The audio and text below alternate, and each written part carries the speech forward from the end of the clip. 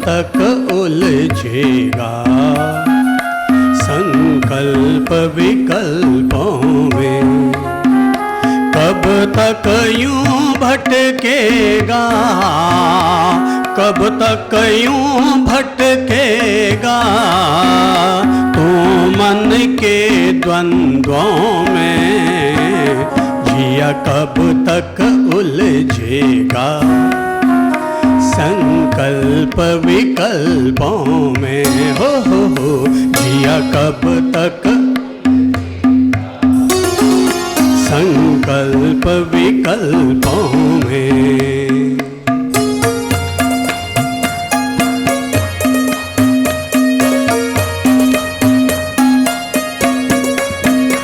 उड़ उड़ के ये मनवा दिश दिश में भटकता है। हो उड़ उड़ के दिश दिश में भटकता है। भोगों की यादों में जंजाल ये रचता है। हो भोगों की जंजाल ये रचता है। कब तक तू डूबेगा, कब तक तू संसार के रंगों में? हो जिया कब तक उलझेगा संकल्प विकल्पों में? जिया कब तक उलझेगा संकल्प विकल्पों में? कब तक यूं डूबेगा, कब तक यूं डूबेगा तू मन के द्वंद्वों में? हो जिया कब तक, जिया कब तक, हो जिया कब तक उलझेगा संकल्प विकल्पों में?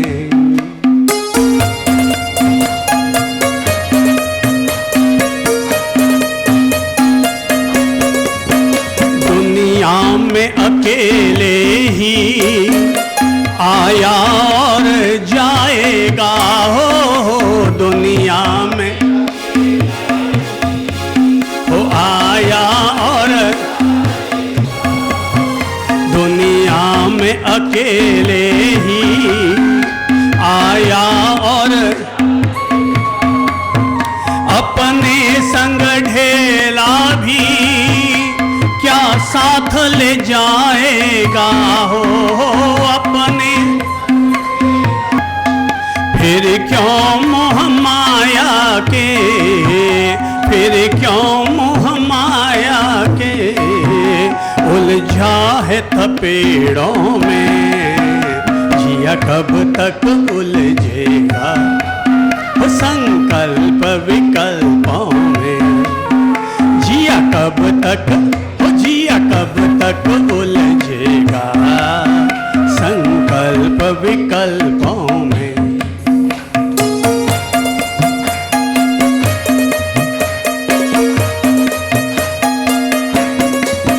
हम कौन है खुद सोचे, खुद में खुद को जाने। हो हम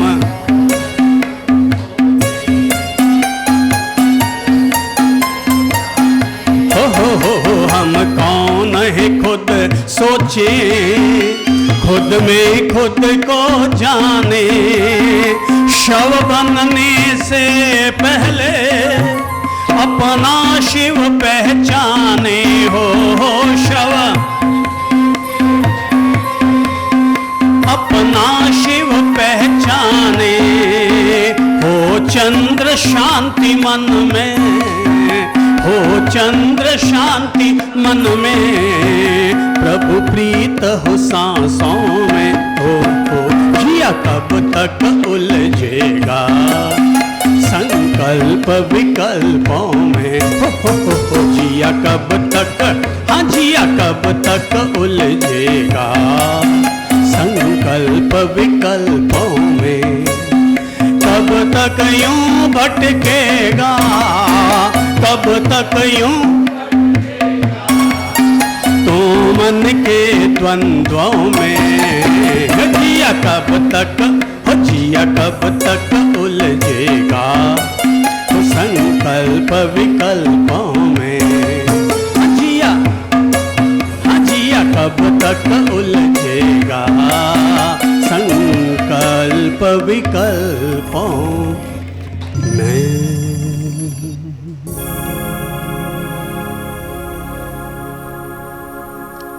श्री प्रभु शरणम, सद्गुरु शरणम, श्री मां शरणम। आज हम जीवन की एक बहुत बड़ी समस्या का समाधान प्राप्त करेंगे और वो समाधान है चिंता छोड़ो सुख से जियो। व्यक्ति अपनी चिंताओं से कैसे बाहर निकल सके, चिंता क्या है, चिंता क्यों होती है, चिंता के क्या नुकसान हो सकते हैं और चिंता से मुक्त होने का रास्ता कौन सा निकल सकता है, आज हम उन्हीं बातों को समझेंगे। इंसान के दिलो दिमाग के विकास में जो सबसे बड़े घुन लगाने का काम करता है वो है इंसान के दिमाग में घर कर चुकी चिंता। आज की तारीख में जल्दी से दुनिया में ऐसा कोई व्यक्ति नहीं मिलेगा जिसे किसी न किसी तरह की चिंता न हो। जन्म से चिंता शुरू होती है और मृत्यु पर्यंत यह चिंता हमारा अनुगमन करती रहती है, काली छाया की तरह हमारे पीछे लगी रहती है। जैसे ऑक्टोपस के पंजे में कोई चीज फंस जाए तो निकल नहीं पाती है, जैसे चक्रव्यूह में कोई व्यक्ति घिर जाए तो निकल नहीं पाता, जैसे भंवर में कोई व्यक्ति घिर जाए तो उससे निकल नहीं पाता, वैसा ही कुछ चित्त में जमे हुई चिंता का जंजाल है। मैं इस बिंदु पर कुछ कहूं उससे पहले आप सब लोगों को एक बात पर केंद्रित कर रहा हूं कि किस तरह से व्यक्ति चिंताग्रस्त होकर अपना क्या नुकसान करता है और चिंता से बाहर निकल जाने के बाद में उसके जीवन में कितना बड़ा चमत्कारी परिवर्तन आता है। एक युवक का किसी युवती के साथ लव मैरिज होने वाला था। दोनों के बीच में इतना प्रेम बढ़ता चला गया था कि दोनों एक दूसरे के बिना जिंदा रह नहीं पाते थे। लव मैरिज तय हो गया कि अमुक तारीख को अमुक दिन इतने बजे चल करके अपन लोग शादी करेंगे, रिंग सेरेमनी करेंगे। पर जो तारीख तय थी उससे 7 दिन पहले उसे पता चला कि उसकी होने वाली बीवी, होने वाली पत्नी तो किसी और के साथ शादी करके भाग गई। अब तय है अगर किसी व्यक्ति की शादी किसी से होने वाली हो और वो लड़की किसी और के साथ शादी करके भाग जाए तो दिमाग के ऊपर लोड पड़ना ही है, चिंता सवार होनी ही है। पर उसने इस घटना को सहजता से नहीं लिया और इतना ज्यादा मानसिक लोड झेलता चला गया कि उसने सिगरेट पीनी शुरू कर दी, शराब पीनी शुरू कर दी और सिगरेट और शराब को पीते पीते वो उसमें इतना खो गया कि उसे रात दिन वही याद आती है। एक ही चीज उसके दिमाग में घर करती चली जाती है। जब कोई भी एक विचार, कोई व्यक्ति, कोई भी परिस्थिति जब बार बार हमारे दिमाग में उठती रहे और हमारा दिमाग उसी का ही पीछा करता रहे तो उसी स्थिति का नाम है चिंता।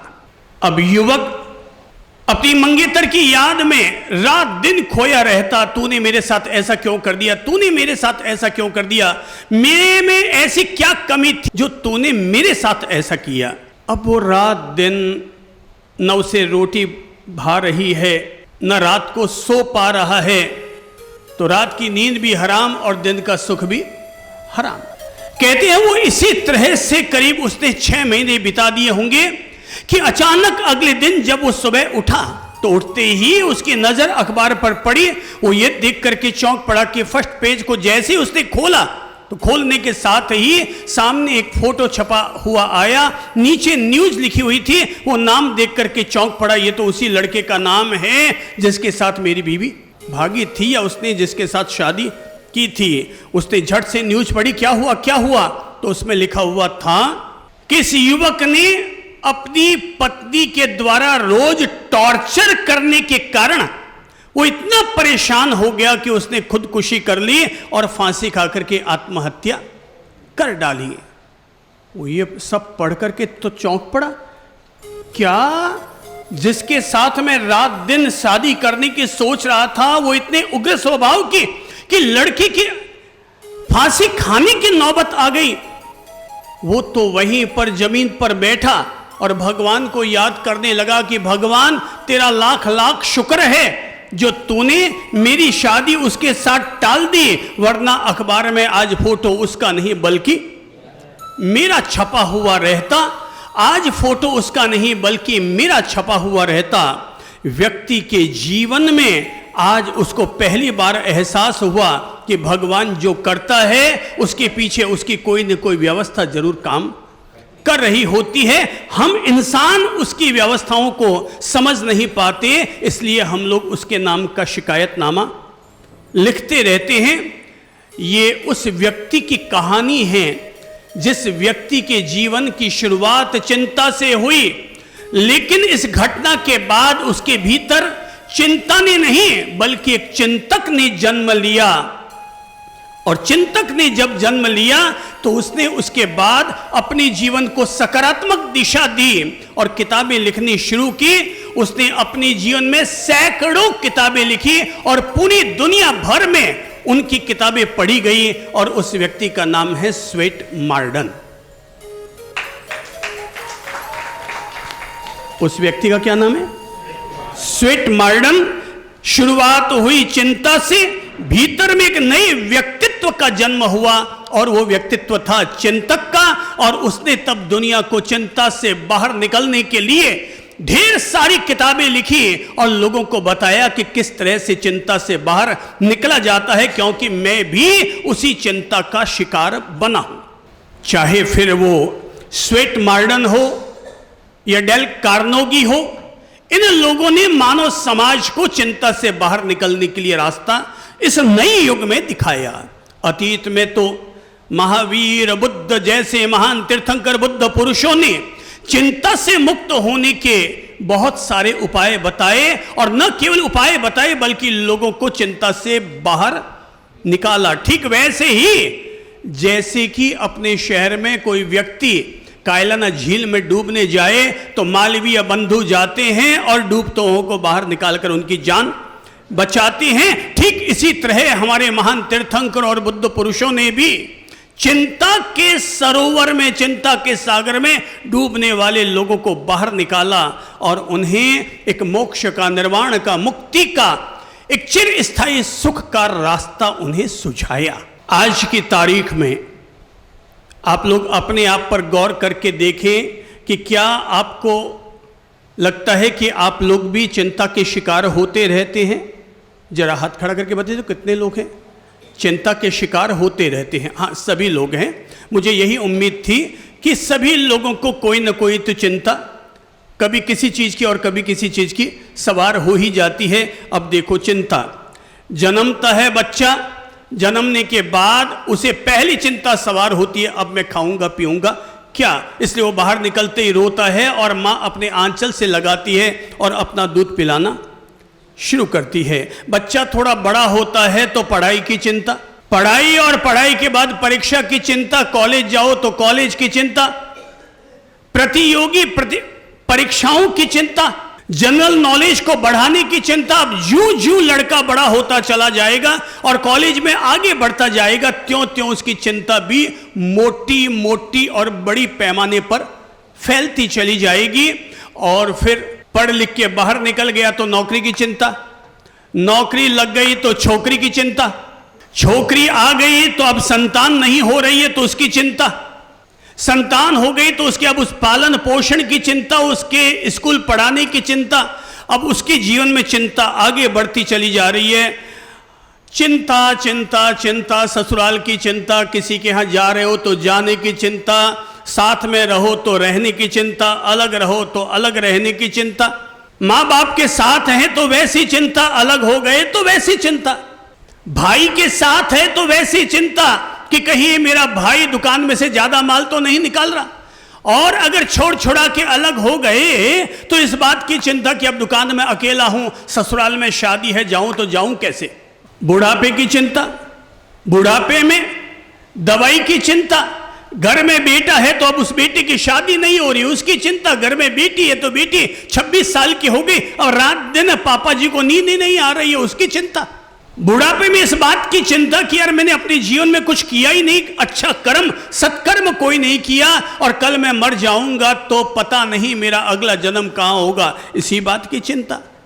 मर गए तो इस बात की चिंता कि स्वर्ग जाऊंगा कि नरक जाऊंगा, मैं जाऊंगा कहां, मेरी चिंता मेरे साथ लगी हुई। जन्म से चिंता शुरू और मृत्यु तक चिंता चिंता चिंता।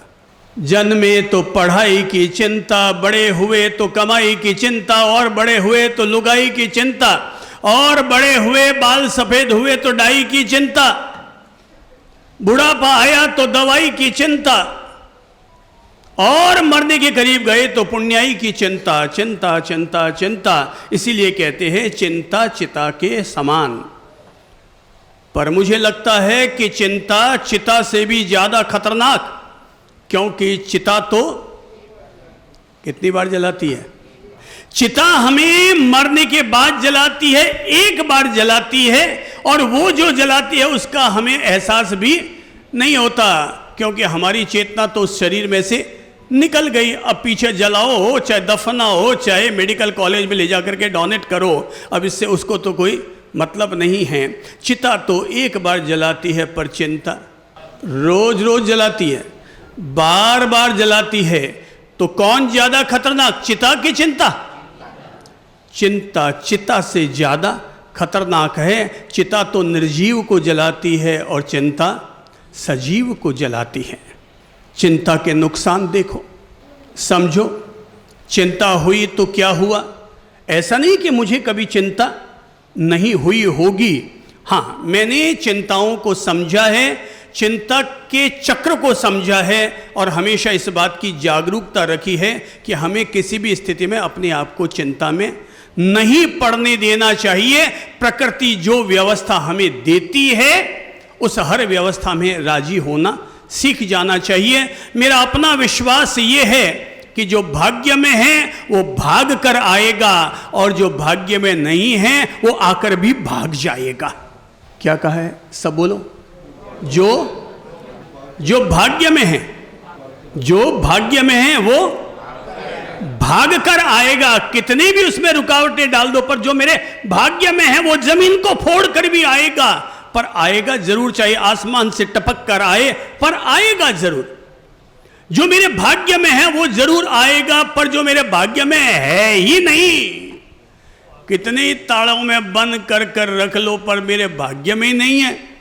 तो हमने तो बड़ी तालों में अंदर बंद कर कर के रख दिया, पर अंदर में घुन लग गई, और जो आपका माल था वो खा खुआ के खत्म कर दिया। बोले क्यों? बोले भाग्य में ही नहीं था। मेरी माँ ने मुझे बचपन में बताया था कि जो पुराना घर था वहां पर, बोले उनके ससुर जी और पड़ ससुर जी कहा करते थे, दादा ससुर जी कहा करते थे कि अपने घर में जो तल भंवर है वहां पर वो पॉइंट है, और उस पॉइंट को खोदोगे तो उसमें सोने की असरफियां भरी हुई निकलेंगी। तो सोना गहना सब हमारे दादा ससुर के ससुर जी ने उसमें छिपा के रखा हुआ था। तो मेरी माँ ने मुझे बताया कि बेटा भाग्य में नहीं होना तो कुछ मिलता नहीं है। तो हमें बताया करती थी उदाहरण के रूप में कि आखिर घर में जब पैसे की ज़रूरत पड़ी तो बोले कि दादा ससुर जी और ससुर जी कहा करते थे जब भी कोई मुसीबत की बेला आ जाए तो हम लोगों ने भविष्य के लिए वहाँ पर गहने और सोना जवाहरात छिपा करके रखा हुआ है। बोले जब खुदाई की गई तो अंदर से 3 घड़े तो जरूर निकले, पर तीनों के तीनों घड़े कोयलों से भरे हुए थे। किससे? कोयलों से भरे हुए थे। तो मेरी माँ ने मुझे समझाया था कि बेटे जिंदगी भर हमेशा याद रखना, जो भाग्य में है वो भाग कर आएगा, और जो भाग्य में नहीं है वो आकर भी भाग जाएगा। अब भाई जो भाग्य में है तो मम्मी पापा देखे कि ना देखे, आपने ऐसी गोटी सेट कर ली क्योंकि वो भाग्य में थी, और भाग्य में अगर नहीं है तो आकर के भी भाग गई, शादी भी हुई और फिर भी तलाकनामा हो गया। भाई साहब ये बड़ा ज़बरदस्त गेम है, इसलिए इंसान को तो अपने अच्छे कर्म करते रहना चाहिए, क्योंकि उसके हाथ में केवल यही है, बाकी सब ऊपर वाले पर छोड़ देना चाहिए। देखो चिंता के नुकसान क्या। चिंता जब भी सवार होती है, नंबर 1 मेमोरी पावर कमजोर, नंबर 2 बुद्धि काम करना बंद कर देती है, नंबर 3 अंदर का विवेक समाप्त हो जाता है, नंबर 4 जैसे पानी के सूख जाने पर सब्जी सूख करके कुम्हला जाती है, ऐसे ही हमारा माइंड भी अंदर से कुम्हला जाता है, फूल हमारा अंदर से कुम्हला जाता है। नंबर 5 अब बोलने की इच्छा भी हमारी नहीं रहती है, नंबर 6 चिड़चिड़ापन आ जाता है, नंबर 7 छोटी सी बात पर भी झट से हम गुस्सा कर जाते हैं, नंबर 8 सहनशीलता में हमारे कमी आने लग जाती है, नंबर 9 थायराइड की प्रॉब्लम होनी तय है, नंबर 10 हार्ट की संभावनाएं, हार्ट की बीमारियां बढ़नी शुरू होगी, नंबर 11 खाना पीना बंद, नंबर 12 है लीवर हमारा कमजोर, नंबर 13 है आत्महत्या करने की इच्छा पैदा होनी शुरू हो जाएगी, नंबर 14 है खुद तो मरने की इच्छा होती है कि मैं अपने घर के भी सारे लोगों को साथ में लेकर के मर जाऊं। ये जितनी भी आत्महत्याएं हुई, सामूहिक आत्महत्याएं हुई हैं, इन सब के पीछे एक ही चीज ने काम किया, और वो है हमारे दिमाग में हावी हो जाने वाली चिंता। तो जो चिंता हमारे लिए इतनी नुकसानदायी है, अब ये तो हमने केवल स्वास्थ्य और शारीरिक लेवल पर देखा, अब जब हमारी चिंता और गहरी होती है तो वही चिंता हमारे भीतर में आर्त ध्यान और रौद्र ध्यान बन जाती है, और जिसके कारण हमारे चित्त की लेशाएं भी दूषित होती है। नंबर 2 हमारा आभा मंडल कलुषित हो जाता है। नंबर 3 अगर चिंता के प्रवाह के दौरान आदमी की मृत्यु हो जाए तो मरने के बाद उसका या तो नरक में जाना तय, और या फिर भूत प्रेतात्मा बनना उसका तय। तो एक चिंता हमारी आत्मा का पतन करती है। तो ये एक ऐसी समस्या है कि जिस भी व्यक्ति ने इसको अपने जीवन के साथ जोड़ लिया और इससे घिर गया, उसने हमेशा हानि ही हानि उठाई है। आज तक कोई व्यक्ति ये साबित नहीं कर सकता कि साहब उसे अमुक चिंता हुई और उसका उसे फायदा हुआ। चिंता होती किस वजह से है, पहले हम ये समझ लें चिंता होती क्या है। तो मैं कहूंगा एक ही वस्तु, एक ही व्यक्ति, एक ही परिस्थिति या एक ही प्रिय या अप्रिय घटना के घटित हो जाने से हमारा ये दिमाग में जो लगातार उसी के बारे में हम सोचते रहते हैं और हमारा दिमाग अन्य किसी भी गति में हिस्सा नहीं लेता, तो उस स्थिति का नाम है चिंता। एक है चिंता, दूसरा है चिता, तीसरा है चिंतन और चौथा है चेतना। पहला क्या है? चिंता। चिंता हमें कहां ले जा रहा है? चिता की तरफ। अब दूसरा विकल्प है चिंतन और चेतना। चिंतन करोगे तो चेतना की तरफ बढ़ोगे, पर चिंता करोगे तो चिता की तरफ जाओगे। बीच में हम हैं, इधर चिंता उधर चिता। बीच में हम हैं, इधर चिंतन और उधर चेतना। चिंता करोगे तो जिंदगी में रास्ते भटक जाओगे, पर चिंतन करोगे तो भटके हुए लोगों को भी रास्ता दिखा दोगे। सीढ़ियां उनके लिए होती हैं जिन्हें केवल छत पर जाना है। सब बोलो। सीढ़ियां उनके लिए होती हैं जिन्हें केवल छत पर जाना है, पर जिनकी नजर आसमान तक है उन्हें तो अपने रास्ते खुद बनाना होता है। अब ये हमें देखना होगा कि आखिर ये जो चिंता जो कि हमें आसमान की तरफ बढ़ने में रोक लगा रही है, उसकी वजह क्या है और उससे बाहर निकलने का रास्ता क्या हो सकता है। अब हम इस पर चिंतन करेंगे ताकि हम चेतना की तरफ बढ़ सकें, सफलता की चेतना की तरफ, समृद्धि की चेतना की तरफ, मुक्ति की चेतना की तरफ हम बढ़ सकें। अब हम इसके बारे में विचार करते हैं। पहली बात, चिंता होती क्यों है, चिंता के कारण क्या है। नंबर 1, मेरी समझ से चिंता के 4 कारण हैं कि जिन वजह से हमारे भीतर चिंता पैदा होती है। नंबर 1, मोहाशक्ति के कारण। चिंता पहली किस कारण होती है? मोहाशक्ति के कारण। लोगों में देखता हूं कि जब भी हमारा कोई घर का सदस्य कहीं बाहर जाता है और वो बोल कर जाता है मैं 2 बजे आऊंगा और 4 बजे तक नहीं आया तो टेंशन, चिंता। मम्मी कहती है, दादी कहती है अभी तक नहीं आया, देख छोरा अभी तक नहीं आया, तेरा भाई अभी तक नहीं आया। ये सब किस कारण हो रहा है? हमारी मोहाशक्ति के कारण। पड़ोसी का बेटा बोल कर गया कि दादी माँ मैं 2 बजे तक आऊंगा, पर वो 4 बजे तक नहीं आया तो हमें याद भी नहीं आता कि भाई वो वापस आया कि नहीं आया, देख तो सही। पर अपने घर का सदस्य जब गया है और वो नहीं आया तो चिंता होती है। क्यों? मोहाशक्ति के कारण। तो पति अगर विदेश में है, फोन नहीं आया तो चिंता। घर का कोई सदस्य बाहर गया तो मन में हमेशा अशुभ चिंतन ही होता है। अरे देख कहीं एक्सीडेंट ना हो गया हो, अरे कहीं कोई ठोकर ना लगे हो, कहीं कुछ हो तो नहीं गया। और अगर शाम तक भी नहीं आया तो बोले पुलिस थाने में फोन कर, अरे कहीं एक्सीडेंट नहीं हो गया, कहीं अस्पताल वगैरह में पता कर। अब हम कहां से कहां तक पहुंच रहे हैं और तय है चिंता चिता की तरफ ले जाती है। जब भी हमारे भीतर चिंता आती है तो शुभ चिंतन नहीं होता। हो सकता है बेचारे किसी का एक्सीडेंट हो गया होगा, मेरा बेटा उसकी सेवा करने के लिए गया होगा। हमारे दिमाग में ये विचार नहीं आते। क्या आते?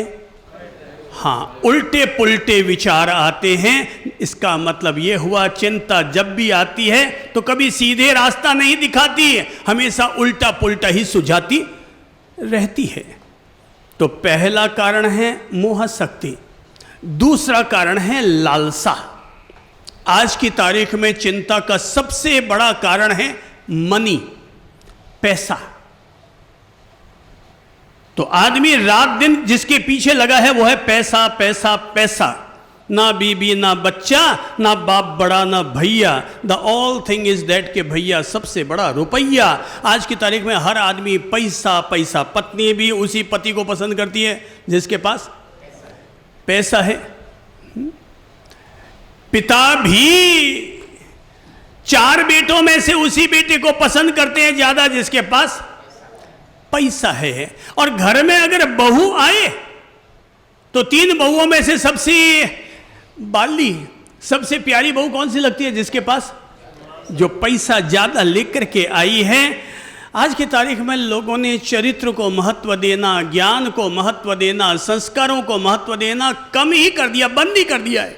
ये तो जब प्रैक्टिकल लाइफ जीते हैं तब पता चलता है कि पैसा ही सब कुछ नहीं है। पैसे के अलावा भी बहुत सारी चीजें मूल्य रखती हैं, पर पहली नजर में तो लोगों को एक ही चीज लगती है, वो है पैसा पैसा पैसा। पता है ये पैसा पैसा की ललक क्यों है? क्योंकि भीतर में लालसा है। अति लालसा, अति तृष्णा आदमी को बढ़ा रही है, पैसे की तरफ दौड़ा रही है। लोगों को लगता है कि मैं मेरे बच्चे को अमुक नहीं अमुक स्कूल में पढ़ाऊंगा तो ज्यादा मेरा बच्चा श्रेष्ठ बनेगा। भाई साहब हम देख लो, हम सामान्य स्कूल में पढ़े हुए हैं, हमने कोई 1-1 लाख 2-2 लाख रुपया महीना चुका करके, और हमारे मम्मी पापा ने हमको पढ़ाया नहीं था। अब आप किसी भी क्षेत्र में हमें चुनौती देना चाहें तो हम चुनौती भी ले सकते हैं। कम से कम आप जो हाई लेवल की कॉलेज में पढ़े हैं हम उससे कमज़ोर तो साबित नहीं होंगे।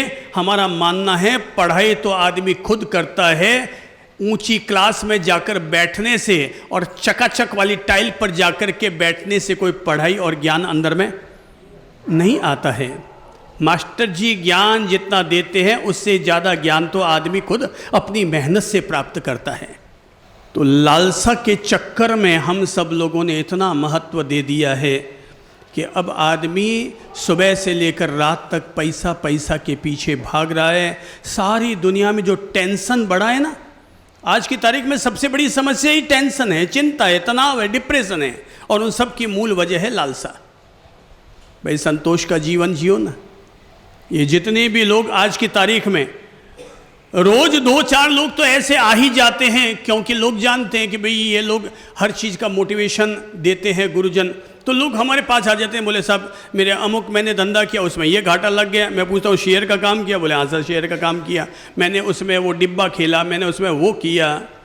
आज भी कोई आदमी सुबह से शाम तक दुकान जाए और कमाई करके घर लौट कर आए, किसी भी इंसान की ज़िंदगी भर में कोई कमी नहीं आने वाली। लेकिन लोग रातों रात अमीर बनने के चक्कर में गेम खेलते हैं। अब भाई वो गेम नहीं है, वो जुआ है, और जुए में तो भाई साहब लालसा ने क्या परिणाम दिया होगा ये मत भूलो कि एक सम्राट ने भी एक एक चीज़ चढ़ानी शुरू की। पहले अपना धन, फिर राजकोष, फिर अपने गहने हैं, फिर अपनी पत्नी। वो क्या था उनका? इस सच्चाई से हमें रूबरू होना चाहिए कि एक सम्राट के दिल में चाहे जुए के बहाने ही सही कोई लालसा ने जन्म लिया, जिसके चलते वो अपनी स्वयं की धर्म पत्नी को भी उस जुए के शतरंज पर लगाने के लिए मजबूर हो गया। ये क्या है? ये लालसाएं हैं आदमी के मन में पलने वाली कि मैं वहाँ का भी सम्राट बनूं, वहाँ का भी सम्राट बनूं। भाई तुम्हें भगवान ने इतनी बड़ी सुंदर इंद्रप्रस्थ नगरी दे दी थी, और फिर भी तुम अब जुआ खेल करके उसको और गेम खेल रहे हो। बिना लालसा के कोई भी व्यक्ति ताश के पत्ते नहीं खेलेगा, जुआ नहीं खेलेगा। आपने जुआ खेला हो कि नहीं हो खेला हो, पर देखा तो है कि कोई आदमी जुए में पैसे कब चढ़ाता है? कब चढ़ाता है? और चाहिए, लालसा। बोले और चाहिए है, जेब में 800 रुपये पड़े हैं, पर ये सोच के शायद 800 के 1600 कमा लो, जाता है और चढ़ा के आता है। और जुए का नियम है, वो पहली किस्त में आपको नफ़ा देता है, दूसरी किस्त में नफ़ा देता है, और तीसरी किस्त में सीधा आपको सड़क पर ले आता है। तो लालसा है ये। हमारे यहाँ एक बहुत प्यारे महानुभाव हैं, यहाँ जोधपुर में ही शेयर मार्केट के बहुत बड़े सुपर किंग दलाल हैं, और वो हमसे केवल कहते नहीं हैं, बल्कि वो किताब में छाप छाप कर लोगों को देते हैं, अनमोल रत्न किताब के अंदर। और अपने ऑफिस में भी उन्होंने बड़े अक्षरों में लिख कर के रखा हुआ है कि कृपया शेयर मार्केट में पैसा वे ही लोग लगाएं जिनके पास फालतू का पैसा पड़ा है कि डूब भी गया तो आपके जीवन पर कोई असर नहीं होने वाला। वे लोग तो भले ही शेयर में पैसा लगा ले, बाकी कोई भी व्यक्ति इस जुए में हाथ ना डाले। उन्होंने छाप छाप के पैम्पलेट निकाले हैं, और वो शेयर के सबसे बड़े दलाल हैं इस शहर के। समझ सको तो समझ लो, लालसा पर जिनके कंट्रोल है वो इन छाती कूटों में हाथ नहीं डालते। शांति और संतोष से बढ़कर जीवन में और कोई दौलत नहीं होती है, और जब भी लालसा में पड़ोगे, जहां हो वहां से 4 गुनी नीचे ही फिसल कर आकर के गिरोगे। तो इसलिए मैं तो कहा करता हूँ, सुखी जीवन का मंत्र है जो है प्राप्त वो भी समझो पर्याप्त। भगवान के घर का नियम है, वो चोंच बाद में देता है और चुग्गे को धरती पर पहले पैदा कर देता है। ये प्रकृति की व्यवस्था है कि बच्चे का जन्म बाद में होता है, माँ का आंचल दूध से पहले भर जाता है। तो प्रकृति के घर से व्यवस्था है कि आपके लिए आप सुख से अपना जीवन जी सकें। दुखी कब होते हैं? जब हम अब उल्टे पुल्टे सुलटे गेम खेलना शुरू करते हैं, तो जहां आज आपका जीवन सुखी है, कल दुखी हो जाएगा। खुद को दुखी किसने किया? खुद ने किया। तो इसलिए मैं कहता हूं, चिंता छोड़ो, सुख से जियो, जो है वो बहुत है, जो है वो बहुत है। तो लालसा छोड़ो। लालसा अगर कर दिए तो भगवान को पाने की लालसा करो ना। ये ठीकरों को पाने की, ये कागजों के बंडल पाने की कहाँ अपना लालसाएं अपने भीतर पालते हैं। कहते हैं कि राजा मिडास उनकी कहानी पूरी वर्ल्ड फेम हुई है। उसकी केवल एक ही तमन्ना थी कि मेरे पास जितना सोना है वो सोना और बढ़ता चला जाए और दुनिया में मेरे जितना सोना किसी और के पास ना रहे। तो उसको हर समय एक ही चिंता रहती थी, सोना सोना सोना, गोल्ड गोल्ड गोल्ड। वो चाहता था वो जहां नजर डाल दे उसको चारों तरफ सोना ही सोना नजर आए। कहते हैं एक बार एक चमत्कारी संत उनके यहां आए और चमत्कारी संत ने राजा मिडास से पूछा कि कहो वत्स, तुम मुझसे क्या मांगना चाहते हो? बोले महाराज केवल एक ही चीज चाहिए, सोना सोना सोना। लालसा में पड़ा जीव और मांग ही क्या सकता है? मोहाशक्ति में उलझा हुआ जीव और मांग ही क्या सकता है? तो लालसा के कारण उसने कहा कि अगर आप में क्षमता है तो आप मुझे आशीर्वाद दे दो कि मैं जिस चीज को छूऊं वो चीज सोने की बन जाए। क्या क्या वचन मांगा? जिस चीज को छूऊं वो चीज सोने की बन जाए। महाराज ने कहा देखो सोच लो, क्या तुम्हें यही वचन चाहिए? बोले बिल्कुल महाराज, अगर आप में ये क्षमता है तो ये तो मेरे लिए दुनिया का सबसे बड़ा वरदान हो जाएगा कि मैं जिस चीज को छूऊं वो सोना बन जाए। महाराज ने कहा आंखें बंद कर, सिर पर हाथ रखा और एक मंत्र बोला और वाकई उसमें वो चीज प्रकट हो गई। बोले अब तू जिस चीज को छुएगा वो हर चीज सोने की बन जाएगी। अब सोने की बन जाएगी तो अब वो सबसे पहले कहाँ दौड़ा? राजमहल की तरफ। खंबे छुए, वो क्या हो गया? खंबा सोने का बन गया। राज सिंहासन को छुआ, वो हो गया सोने का। आंगन को छुआ तो आंगन सोने का बन गया। उसने सीढ़ियां लगवाई और छत को भी छुआ तो सारा महल ही उसका सोने का। वो तो पागल हो गया, अरे मेरे पास इतना सोना हो गया, इतना सोना हो गया कि हर चीज सोने की हो गई। अब ज्यादा सोना तो लंकेश को भी पागल ही करता है।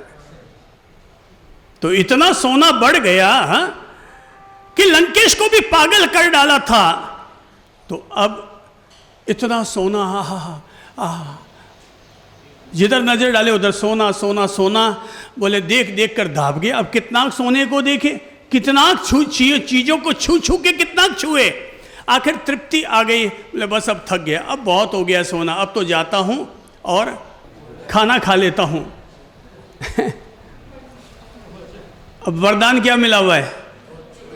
जिस चीज को छुओगे वो सोना हो जाएगा। अब उन्होंने जैसे ही छुआ, किसको? खाने को। अब जैसे ही सब्जी को छुआ, सब्जी क्या बन गई? वो गट्टे की सब्जी भी गट्टे की सब्जी ना रही, वो भी सोने की मोहरों की सब्जी हो गई। बोले ये क्या? बोले ये क्या? बोले कि रोटी को छुआ वो भी सोना। अरे बोले तंग आ गया, गहला हो गया। अरे ये क्या हो गया? रोटी भी सोना हो गई, सब्जी भी सोना हो गई, झोल भी सोना हो गया, दूध भी तरल सोना बन गया। अरे मर गया, ये तो क्या हो गया? अरे ये तो मुश्किल हो गया। इतने में ही सामने से परदेश से आई उनकी बेटी। बोले अरे बिटिया तू कब आई? और जैसे उसे गले लगाने के लिए हाथ आगे बढ़ाया तो वो भी क्या हो गई? अब तो राजा विक्षिप्त हो गया। ये क्या हो गया? ये तो भूखा मर रहा हूं, प्यासा मर रहा हूं, सोना सोना सोना सोना चाहिए, पर खाने में तो सोना काम नहीं आ सकता, पीने के लिए तो सोना काम नहीं आ सकता। आखिर खाने को तो रोटी सब्जी चाहिए, पीने को पानी चाहिए, काम तो आखिर उसी से चलेगा। जिंदगी तो सोने से नहीं चलती ना। सोना तो केवल रुतबा दिखाने के लिए है, जीने के लिए तो सामान्य भोजन ही चाहिए। अब बोले ढूंढो महाराज को, ढूंढो। अब वो महाराज कहाँ हैं? महाराज कहाँ हैं? अब महाराज को ढूंढा गया, ढूंढा कर महाराज को पकड़ के लाया गया। बोले महाराज मैं तो तंग आ गया, आप अपना वचन वापस ले लीजिए। बोले ऐसे कैसे ले लूं? तूने तो मांगा था, मैं ऐसे कैसे लूं? ये तेरी लालसाओं का परिणाम है कि आज तुझे केवल सोना ही सोना मिल रहा है। तेरा खाना भी सोना हो गया, पीना भी सोना हो गया। बोले महाराज मुझे समझ आ गई, मेरी लालसाएं व्यर्थ थी। मैं अपनी लालसाओं में पड़ा हुआ, सोने की चिंता में पड़ा हुआ था। आप अपना वचन वापस ले लीजिए। बोले पक्का? बोले पक्का? बोले पक्का? बोले पक्का।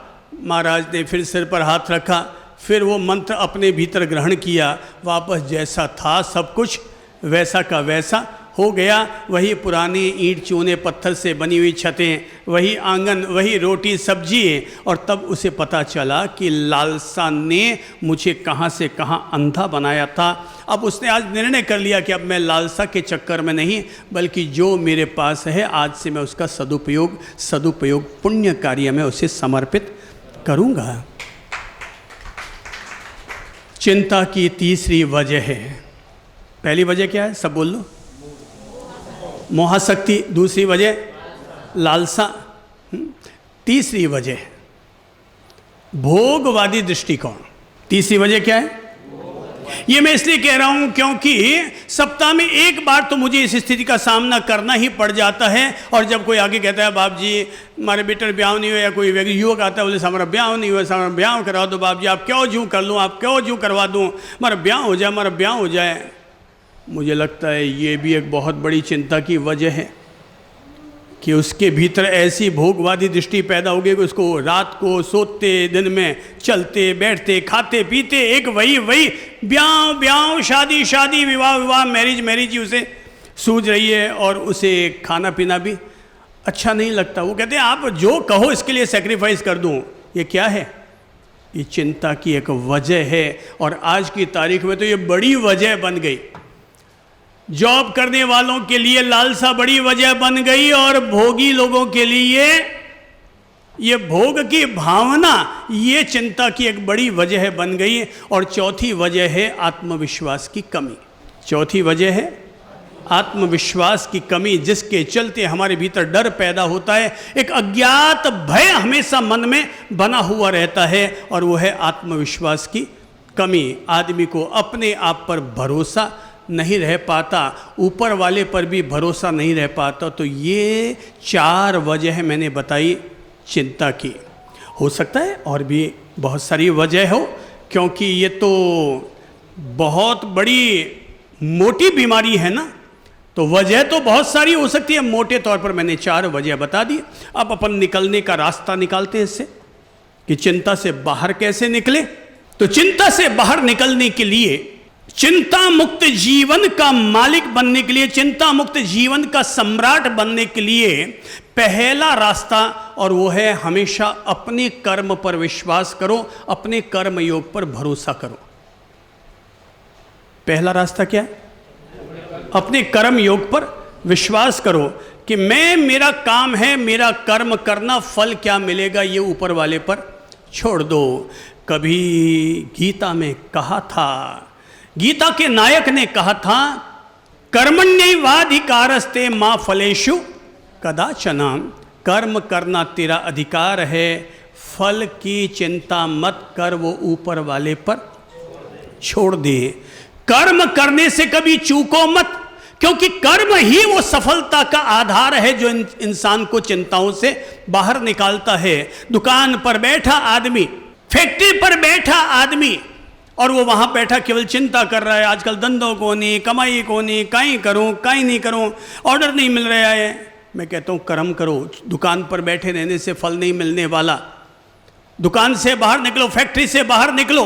अभी परसों ही एक व्यक्ति से मैंने कहा था, जब वो दोनों साझेदार आए और कहने लगा साहब कोरोना के बाद तो हमारी कमर ही टूट गई धंधे की। मैंने कहा भाई आप 1 का 2 कमाना चाहते हैं, इसलिए लगता है कमर टूट गई। आप एक काम करो, आप ये मत सोचो मेरी कमर टूट गई, बल्कि आप ये सोचो कि आपकी वजह से 20 लोगों को रोजगार मिल रहा था, आपकी वजह से आपके फैक्ट्री में काम करने वाले लोगों को रोजगार मिल रहा था, आपके यहां आने वाले टैक्सी, ऑटो, ट्रक वाले, उन सबको रोजगार मिल रहा था। आप ये मत कहो कि आपकी कमर टूट गई, बल्कि ये कहो कि उन सब की भी मैंने कमर तोड़ दी। तो एक काम करो, अब 1 का 2 करना ये भाव छोड़ो। अगर आप अपना माल विदेश में भेज सकते हैं तो भेजो, नहीं तो जो लोगों का माल यहाँ से जा रहा है आप उनको केवल 10% पर ले जा करके प्रॉफिट में दे दो। बोले सब 10% के प्रॉफिट में तो सब लोग खरीद लेंगे। तो भाई 10% का प्रॉफिट भी फैक्ट्री में फालतू निकम में बैठे हो, उससे तो अच्छा है कि 10% के मुनाफे पर काम करना शुरू कर दो। हमारी मुश्किल ये होती है कि हम सीधा 1 का 2 करना चाहते हैं। तो अगर हम 10% पर भी अगर धंधा कर रहे हैं तो धंधा हो रहा है। निकम्मा बैठे रहने के बजाय तो कुछ न कुछ कर लेना ये ज़्यादा अच्छा है। चिंता से बाहर निकलने के लिए पहला मार्ग है, वो है कर्म योग। अपने शरीर पर गौर करो, पूरा शरीर कर्म योग कर रहा है। सांस चल रही है, आप ले रहे हैं कि वो अपने आप चल रही है? अपने आप चल रही है, पर वो रुकती भी है कि लगातार चलती रहती है? लगातार चलती रहती है। नसों में खून बह रहा है लगातार या रुक रुक के? लगातार। हार्ट में धड़कन उठ रही है रुक रुक के या लगातार? शरीर का हर अंग लगातार कर्म योग में लगा हुआ है। हम कभी आराम करते हैं, कभी काम करते हैं, फिर विश्राम करते हैं, फिर काम करते हैं। प्रकृति ने ऐसा कोई तत्व ही नहीं बनाया शरीर में जो निकम्मा बैठा पड़ा रहता हो। आखिर कोई भी जहाज समुद्र के किनारे पर खड़े रहने के लिए नहीं बनाए जाते। समुद्र को लांघने के लिए, समंदर को लांघने के लिए जहाज बनाए जाते हैं। माना कि दिन भर कुर्सी पर बैठे रहना सुखदाई तो लगता है, दिन भर मोबाइल पकड़ करके और उसमें व्हाट्सएप देखते रहना, फेसबुक देखते रहना और गेम खेलते रहना मज़ेदार तो लगता है, मज़ा तो आता है, मनोरंजन तो होता है, पर उसका कोई परिणाम है क्या? परिणाम तो तब आएगा जब हम अपने सपनों को पूरा करने के लिए अपने कदम आगे बढ़ाएंगे। आजकल कई दफ़ा जब अखबारों में पढ़ते हैं कि नेट की परीक्षा हुई, रीट की परीक्षा हुई और आईएएस की परीक्षा हुई और अमुक छात्र बोले 300 में से 300 लेकर के आया, तो वापस आगे लिखा रहता है कि भाई 300 में से 300 किस वजह से आया, तुमने किन किन साधनों को अपनाया? तो कहते साहब मैंने पढ़ाई तो की, कोचिंग भी पूरी की, पर मैंने अपने आप को सोशल मीडिया से पूरी तरह अपने आप को मुक्त रखा। मैंने मोबाइल के हाथ भी नहीं लगाया साल भर में। बहुत ज़्यादा ज़रूरी कोई बात हुई तो मैंने केवल 700 रुपये फ़ोन से बात की, पर इसके अलावा मैंने मोबाइल का उपयोग ही नहीं किया। तो जो टाइम हमारा व्यर्थ जा रहा था वो टाइम सारा का सारा पढ़ाई में लग गया और इंसान को सफलता मिल गई। तो कर्म योग करो। कर्म ही कल्प वृक्ष है और कर्म ही कामधेनु है। बिना कर्म किए कोई भी व्यक्ति आगे बढ़ ही नहीं सकता, निश्चिंत जीवन का मालिक बन ही नहीं सकता। मैं रोज कर्म करता हूं और मैं अपने से जुड़े हर व्यक्ति को इस बात के लिए प्रेरित करता रहता हूं कि फालतू मत बैठो, निकम्मे मत बैठो, कमरे को बंद करके कमरे में जाके मत बैठो, कुछ ना कुछ करो। करने का परिणाम आएगा। कमरे का दरवाजा बंद करके, खिड़कियां बंद करके अंदर बैठने से कुछ मिलने वाला नहीं है। भगवान ने दिन कुछ कर गुजरने के लिए दिया है, सोने के लिए, विश्राम करने के लिए रात है, और दिन में भी अगर हम 6-6 घंटा पड़े रहेंगे, सोए रहेंगे, तो फिर जीवन का परिणाम कैसे हासिल करेंगे? कोई पूछे कि हमें जीवन किस लिए मिला है, what is the aim for life, जीवन के लिए हमारा उद्देश्य क्या है, तो मैं कहूंगा कुछ करते रहना, कर गुजरना। कर्म योग करना ही इंसान का पहला उद्देश्य हो कि मैं अपनी जिंदगी को निष्फल नहीं बिताता, दिन को निष्फल नहीं बिताता, कुछ ना कुछ करता रहता हूं। एक युवक गया भगवान के मंदिर में और जाकर के भगवान को उल्हाना देने लगा, क्या यार भगवान, तुम भी यार मंदिर में जाके बैठ गए, लोग बेटे आते हैं, लड्डू पेड़ा चढ़ाते हैं और तुम दिन भर बेटे माल ठोकते रहते हो, और माल ठोकते रहते हो और खाते खाते तुम्हारा पेट भी बढ़ गया। दुनिया में कभी निकल के बाहर देखा कि कितनी परेशानी है? बाहर निकलो तो पता चले लोग कितनी चिंतातुर हैं, कितनी परेशानियों से जूझ रहे हैं। अरे मंदिर से बाहर आओ, ये मंदिर के देवता, बाहर आओ और दुनिया की मुसीबतों को हल्का करने में मदद करो। भगवान ने कहा, मूर्ति बोली, तुम दिल से बोलोगे तो भगवान भी वापस, मूर्तियां भी वापस दिल से बोलती हैं। सो भगवान की मूर्ति ने अंदर से कहा, भाई मैं तो बहुत कुछ करता हूं, थोड़ा तुम भी कर लिया करो। तुम्हें क्या पता कि मैं कितना करता रहता हूं, तुम्हें लगता है मैं यहां बैठा हूं? ना ना ना बाबा, मैं यहां नहीं बैठा हूं, मेरे तो 1000 रूप हैं और मैं 1000 रूपों में दुनिया का भला करता रहता हूं। मैं तो मेरा कर्म कर रहा हूं, थोड़ा तुम भी अपनी तरफ से कर्म कर लो। उसने कहा, नहीं तुम कुछ कर्म वरम नहीं करते, हमको भी केवल बेवकूफ़ बनाते, और जाकर के सो गया। घर गया और जाकर के सो गया, और सो गया तो सपना देखा। सपने में उसने देखा कि वो किसी जंगल में पहुंच गया है। और उसने जंगल में देखा कि एक लोमड़ी गुफा में से निकलकर आई है, जिसके पीछे के दोनों टांगे टूटी हुई है। किसी ने मार दी होगी लकड़ी या लाठी और दोनों टांगे टूट गई। वो बेचारी सरकती सरकती जैसे तैसे गुफा के बाहर आई और हाथ जोड़कर भगवान से कहने लगी, प्रभु मेहर करो, प्रभु कृपा करो, मैं अपना खाना खुद नहीं ढूंढ सकती, मेरे पांव अपाहिज हो गए हैं, आप मेरी मदद करो। वो इस तरह से प्रार्थना करती चली जा रही थी। पर भाई, प्रार्थना करने के लिए उसने गुफा में बैठे बैठे प्रार्थना नहीं की, सरक सरक कर गुफा से बाहर आई। मैं सब लोगों को प्रेरणा देता हूँ, तुम अगर उड़ सकते हो तो आसमान तक उड़ो, उड़ नहीं सकते तो दौड़ लगाओ, दौड़ नहीं सकते तो चलना शुरू करो, चल नहीं सकते तो सरक सरक का ही सही कोशिश जरूर करते रहो, तुम्हें एक दिन जरूर सफलता मिलेगी। और वो सरक सरक कर लोमड़ी बाहर आई, भगवान से दुआ करने लगी, भगवान कुछ व्यवस्था करो, मैं इससे ज़्यादा अपने लिए शिकार कुछ कर नहीं सकती। वो इस तरह से आंखें बंद करके प्रार्थना कर रही है कि इतने में ही सामने से एक शेर आ रहा है। और शेर जैसे ही आ रहा है, उसकी आंख खुली, वो तो घबराई लोमड़ी कि अब तो मैं तो खाना मांग रही थी भगवान से, यहाँ तो मैं खुद ही अब खाना बनने जा रही हूं। वो इस तरह से सोच ही रही है कि तभी अचानक उधर से एक भैंसा आता है दौड़ता हुआ, और शेर जैसे ही भैंसे को देखता है, शेर भैंसे पर टूट पड़ता है, उसे अपना शिकार मिल जाता है। वो अपना शिकार खा रहा होता है कि तभी खाते खाते उधर वो प्रार्थना कर रहा है भगवान, और इधर शेर की दृष्टि लोमड़ी पर पड़ती है। भगवान की लीलाएं, भगवान जाने वो कैसे गोटियां सेट करते हैं अपनी। और शेर की नज़र जैसे ही लोमड़ी पर पड़ी तो उसने देखा कि उसकी दोनों टांगें टूटी हुई, वो लाचार है। शेर ने जितना खाना खाना था खाया और बाकी का खाना छोड़ के वहाँ से आगे निकल गया। लोमड़ी की तरफ देखा, आँख से इशारा किया और कहा कि अब तू आ जा, तू तेरा पेट भर ले। सपने में युवक ने देखा, वाह यार, भगवान तो यार वाकई व्यवस्था करते हैं। लोमड़ी भूखी थी और उसकी व्यवस्था भगवान ने कर डाली। यार मैं फालतू ही सोचता था कि भगवान कुछ नहीं करता। भगवान ने ठीक कहा, मैं तो बहुत कुछ करता हूँ, थोड़ा तुम भी अपनी तरफ से कर लिया करो। अब उसने सोचा कि चलो, अब एक बात तो आज समझ में आ गई कि भगवान की बहुत कुछ करते हैं। बोले अब आज एक काम करता हूँ, जब भगवान करते ही हैं, सबका पेट भरती है, तो मैं क्यों अब फालतू का छाती कूटा करता हूँ।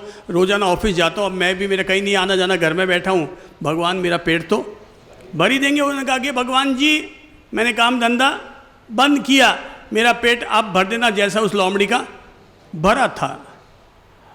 अब वो घर जाके सो गया, इंजरी कर रहा था, कभी कोई आएगा, भगवान घंटी बजाएगा दरवाजे की और लाकर कहेगा ये ले पिज्जा, और गर्मा गर्म ये पिज्जा खा ले। पर ना तो पिज्जा आया, ना दाल बाटी आई, और ना कोई दाल ढोकली आई, कुछ आया गया नहीं। अब वो सुबह हो गई, दोपहर हो गई, सांझ हो गई, रात को 11 बज गए, वो भूखा मर रहा हूँ यार, कोई भगवान तो आए नहीं यार। मैंने देखा था कि भगवान देकर जाते हैं, पर यहाँ तो पता नहीं, भगवान कुछ देकर ही नहीं गए। रात बीत गई, जैसे तैसे पूरा दिन उपवास में निकाला, और अगले दिन सुबह गया सीधा मंदिर में और भगवान से जाके कहा, भगवान तुम आए नहीं यार, मैं दिन भर भूखा मर गया। भगवान ने कहा, भाई मैं जरूर आता, पर अगर तुम अपाहिज होते तो मैं तुम्हारा पेट भरने के लिए जरूर आता, किसी न किसी के दिल में उतरता, उसको प्रेरणा देता, और तुम अगर अपाहिज होते तो तुम्हारे पेट भरने की व्यवस्था करता। पर मेरे भाई, मैंने तुझे अपाहिज पैदा नहीं किया है, मैंने तुझे 2 हाथ और 2 पांव दिए हैं, कमाने के लिए बुद्धि दी है। मैं उन लोगों के लिए भोजन की व्यवस्था करता हूं जो अपाहिज हैं, पर जिसको मैंने सर्व समर्थ बना दिया, फिर भी अगर वो अपाहिज बनकर जी रहा है तो भूखा ही मरेगा। तुम्हें बाहर निकलना पड़ेगा, और बाहर इस रूप में निकलना पड़ेगा क्योंकि भगवान ने तुम्हें हाथ पांव बुद्धि दी है कि क्या करना है और क्या नहीं करना है। अपन क्या है, अपाहिज हैं कि हाथ पांव हैं हमारे पास? हाथ पांव हैं, अभी हमारे कंधे कंधे मिले हुए हैं, कदम कदम के साथ हैं, कंधे कंधे मिले हुए हैं, कदम कदम के साथ हैं। पेट करोड़ों भरने हैं, पर उनसे दुगने हाथ हैं। हाथ कितने हैं? दुनिया में पेट जितने हैं उनसे डबल भगवान ने हाथ पैदा करके रखे हैं। भले ही हमारा भी एक पेट होगा, पर इसे भरने के लिए भगवान ने हमें कितने हाथ दिए हैं? एक या दो? दो। गाय को भगवान ने हाथ नहीं दिए, केवल पांव ही दिए हैं। उसे मुंह से ही अपने हाथ का काम करना पड़ता है, इसलिए भगवान उनका पेट भरते हैं। अपाहिजों के लिए, मंदबुद्धि लोगों के लिए, विकलांगों के लिए, नेत्रहीन लोगों के लिए भगवान व्यवस्था करता है। अब जरा सोचो कि जैसे कि अपन लोगों ने सोच लिया कि रविवार अनाथालय में, वृद्धाश्रम में, सब में अपन लोग यहाँ से सेवा भेजेंगे।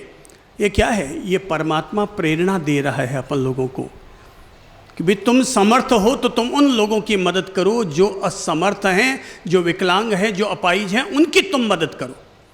तो भगवान अपने आप प्रेरणा देता है। अब कितनी गजब की बात है। मंदबुद्धि वो हैं, विमंदित वो हैं, और उनकी चिंता अपन कर रहे हैं, उनकी व्यवस्था करने की अपन सोच रहे हैं। ये क्या है? ये भगवान के घर से मिलने वाली प्रेरणाएं हैं। इसलिए मेरे भाई बहनों, मैं इस बात के लिए उत्साहित करूंगा कि क्या करो? हमेशा कर्म करो। मुझे अपने जीवन में प्रवचन देते हुए 40 साल से ज़्यादा हो गए होंगे। तो प्रवचन देना मेरे लिए एक जैसे कि क्या है, कंचे खेलने की तरह है, पतंग उड़ाने की तरह है। पर मैंने अपनी पूरी ज़िंदगी में एक भी प्रवचन ऐसा नहीं दिया जिस प्रवचन के लिए मैंने पहले चिंतन न किया हो। मेरा मानना है हर व्यक्ति को होमवर्क पहले ज़रूर करना चाहिए। बात समझ में आ रही है?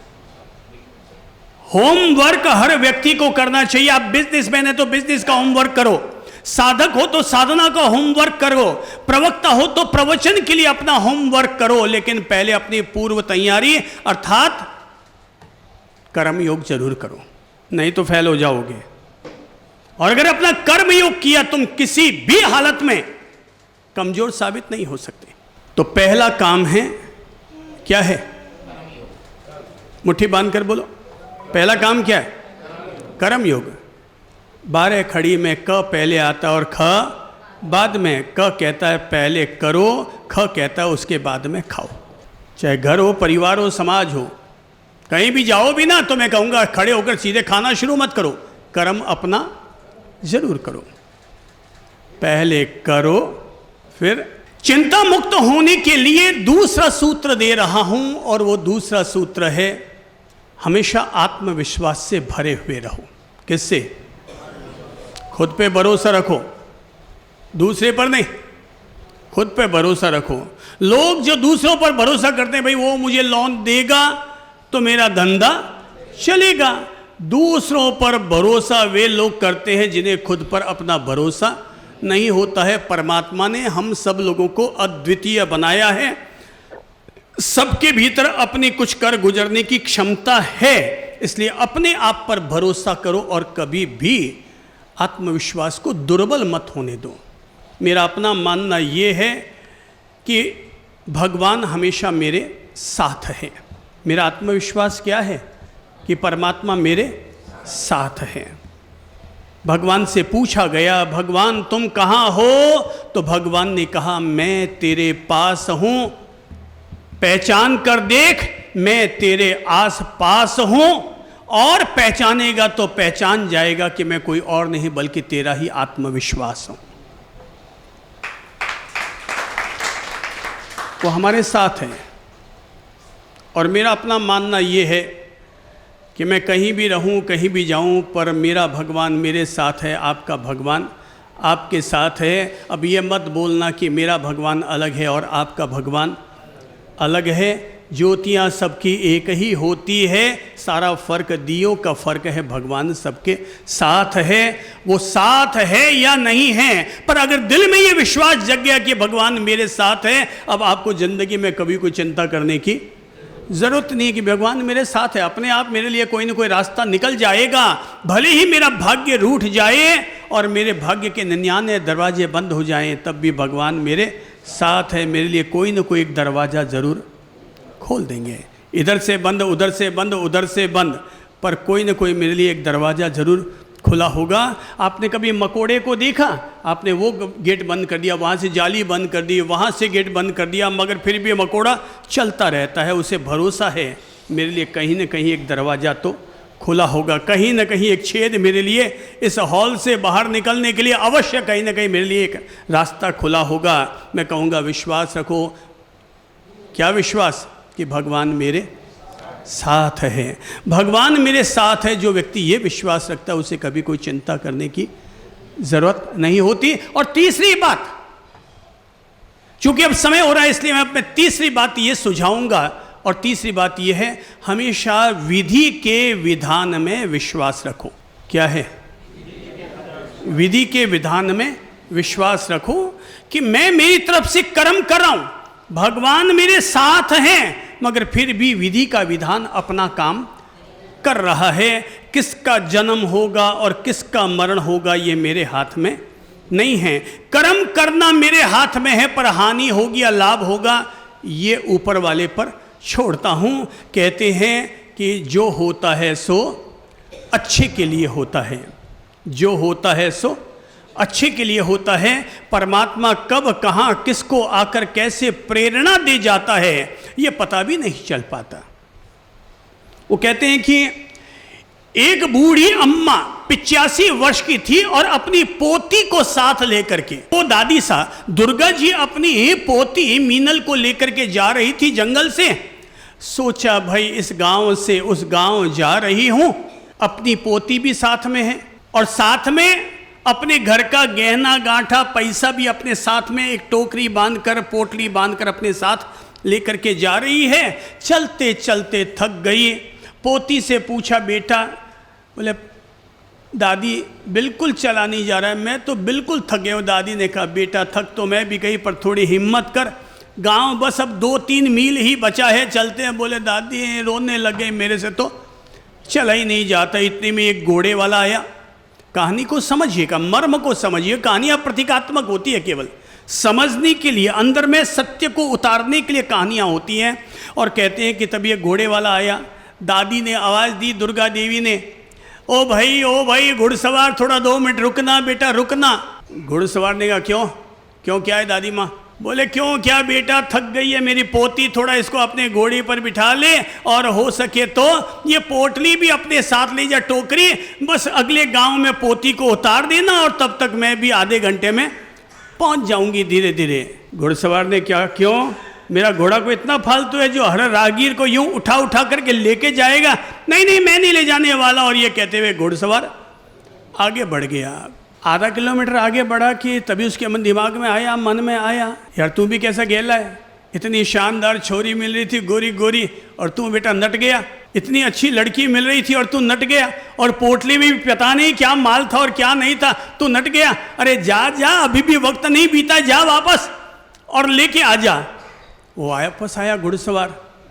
बोले अच्छा ठीक है दादी माँ, अपनी पोती को वापस मेरे घोड़े पर बैठा दो। बोले क्यों बेटा, क्यों वापस क्यों बैठा दूं?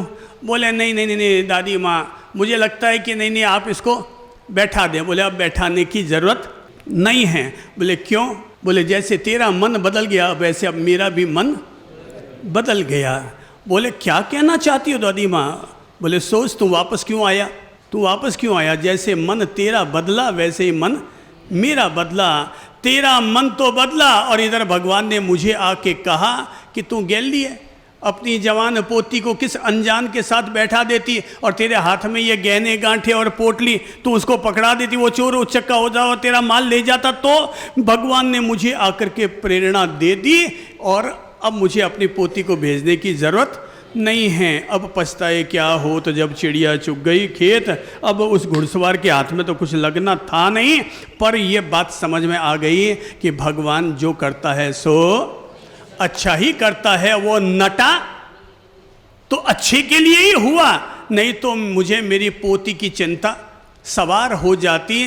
विश्वास जगाओ, भगवान मेरे साथ है। क्या है विश्वास? भगवान मेरे साथ है। तो पहली बात, हमेशा अपना कर्म करते रहो, फल की चिंता मत करो। दूसरा, अपने आप पर हमेशा आत्मविश्वास रखो। तीसरा, विधि के विधान में हमेशा विश्वास रखो कि वो जो एक काम कर रही है शक्ति, वो मेरे हित में ही काम कर रही है, और वो जो कर रही है मुझे उसमें राजी रहना सीख जाना चाहिए। और अंतिम चौथी बात है, और वो है आज का बन करके जियो, कल की चिंता छोड़ो। जो आज दे रहा है वो कल भी देगा, और जो आज की व्यवस्था दे रहा है वो आने वाले कल की भी व्यवस्था देगा। मैं फिर दोहराऊंगा और याद दिलाऊंगा, जो चौंच देता है, जो चौंच देता है वो चुग्गा भी देता है। जो हमें जन्म देता है वो माँ का आंचल दूध से अपने आप भर देता है। ये प्रकृति की व्यवस्था है। और कितनी बड़ी गजब की बात है, अपन तो 300 ग्राम के भोजन के लिए भी इतनी चिंताएं पालते हैं।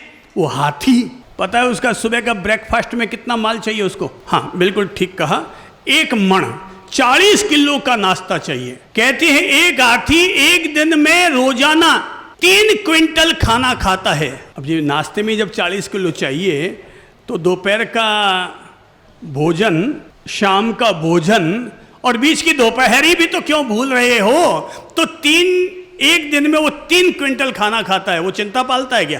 वो टेंशन पालता है कि भगवान इतना कहाँ से आएगा? क्यों? जो चौंच देता है वो चुग्गा जरूर देता है। इसलिए कल की चिंता छोड़ो, वो अपने आप हमारी व्यवस्था करेगा। मैं अपने यहाँ एक बहन जी से कहा करता था, जब वो अपनी युवा अवस्था में चिंताएं पालती थी, अब वो देख ले अपने अतीत को, और अतीत को देख करके समझे कि उसकी चिंताएं उचित थी कि व्यर्थ थी। क्योंकि मैं हमेशा कहता था, जो भविष्य देगा वो भविष्य की व्यवस्था भी अवश्य देगा। जो भविष्य देगा वो भविष्य की व्यवस्था भी देगा। तुम तो केवल उस पर विश्वास करो। जब तुमने जीवन उसके नाम पर समर्पित कर दिया, तो अपने आप वो जिस व्यवस्था में रखे उस हर व्यवस्था में राजी होना सीख जाओ। शिकायत मिट जाएगी, चिंता मिट जाएगी, और मन हमेशा शांति और संतोष में रहेगा। आज के बनकर जियो।